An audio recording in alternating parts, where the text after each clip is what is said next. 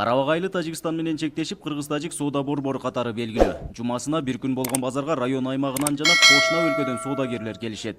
Унаалар асфальт төшөлбөгөн жолдун чаңын сапырып, жергиликтүүлөргө кедергисин тийгизет. Основной башка жолдорду айтпай эле коелук, ошо главный жолуңуз жакшы болот эле. Курбанбек Сапаров айылдан район борборуна чейинки 12 чакырым жолдо унааларда туруштук бербей жатканын айтат. Бир айга жетпеген убакытта эле тетиктерин алмаштырууга аргасыз болуп, айдоочуларды чыгымга кириптер кылат дейт. Бир ай болбой кадойлор өлүп, амарзатыр өлүп, жүдө барып келиш элге көйгөй жаратып атат мына ушул жол. Ош-Баткен Исфана жолунун Баткен шаарын айланып өтүүчү бөлүгүн Карабак айылынан өткөрүү каралгандыктан белгисиз себептерден 3-4 жылдан бери жумуштарда башталбай турат. Эми күтүп атабыз качан башталат. Тезирээк бүтсө бизге деле жакшы. Айланма жолдун узундугу 32 чакырымды түзүп, бардык тол боорлору бүткөрүлгөнүн жергиликтүү бийликтен билдиришти.